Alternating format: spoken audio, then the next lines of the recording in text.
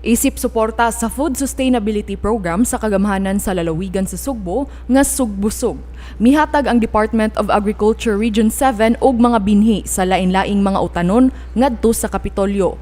Personal nga gihatod ni DA Regional Director Attorney Salvador Diputado ang mga binhi ngadto sa buhatan ni Gobernador Gwen Garcia. Moabot kini og dulan 400 ka kilo nga nagkantidad og kapin 600,000 pesos. Kini gilangkuban sa mga binhi sa ampalaya, talong, batong, pechay, okra ug lettuce. Matod ni Diputado, pasiuna pa lang kini nga tabang nga gisaad ni Agriculture Secretary William Dar ngadto sa Kapitolyo. Kaniadtong mibisita si Dar nganhi sa Sugbo, misaad siya kang Garcia nga mosuporta ang Department of Agriculture sa iyang Sugbusog program. Support ni siya sa Department of Agriculture ngadto sa Sugbusog program ni Governor Gwen Garcia kay kung atong mahinumduman adtong December 7 mianhi dinhi sa Cebu mismo dito sa pinamungahan si Secretary William Dar.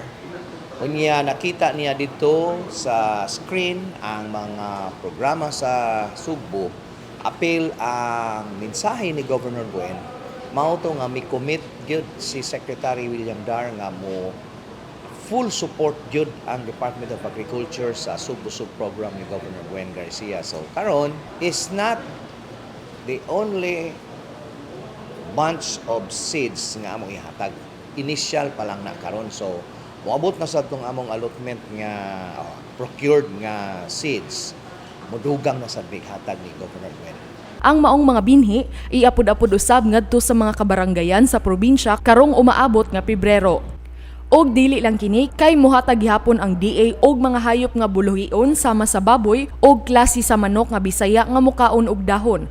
Kahinumduman nga karong tuiga sa ikaduhang hugna sa Sugbusog program, dili na lang mga pagpananom og utanon ang apil, kay giapil lasab sa indigay ang pagbuhi og native chicken o manok Bisaya. Among the other interventions nga among ihatag sa Cebu is kining livestock, no? Magpadako diri sa Cebu og kaning mga native chicken nga Bohol strain.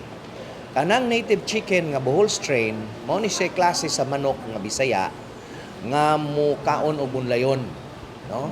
Free range. Kung ikaw maoy nag-raise ana diha sa imong backyard, buhian lang animo dinha, ma-minimize ang imong production cost. Midugang si Diputado nga ang Sugbusog nga programa tukma gayud sa gitinguha sa Department of Agriculture nga mahimong self-sustaining ang tanan nga lalawigan dinhi sa tunga-tungang Kabisay-an. Ang maong tinguha dugay nang nahuna-hunaan ni Gobernador Gwen Garcia kay kaniadtong panahon sa pandemya. Iyang nakita nga adunay pipila ka mga food supplies nga naglisod pagkuha ang Sugbo gikan sa laing probinsya. Hinungdan nga gusto niya nga mahimong self-sustaining ang Sugbo pinaagi sa pagpalambo sa food production niini aron di na magsalig sa laing dapit. Paula Mendoza, Balita sa Sugbo.